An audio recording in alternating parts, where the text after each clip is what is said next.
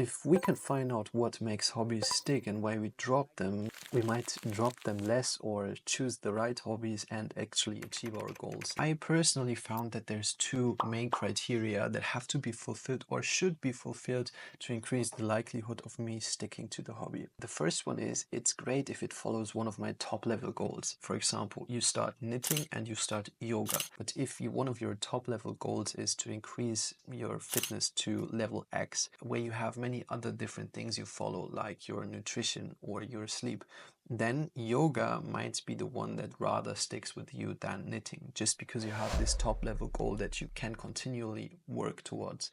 The second one is the depth of the interest. So I found that the interests that in themselves have many different subcategories or things to work on are the ones that stuck with me the most. I found this the most true for me with Brazilian Jiu-Jitsu and mixed martial arts. So those two have an incredible level of depth and variety, and also variety in terms of requirements on a mental level, on a strength level, on a technical level. So there is always something to work on. And of course, in other sports or in other hobbies, you create depth by finding nuances that separate you from the way others do it. For example, swimming doesn't have depth in the way that you can discover completely new positions. Of course, the depth lies in the nuances, but I found that what makes a hobby truly stick is when it's not just the nuances, but rather completely new rabbit holes to jump into.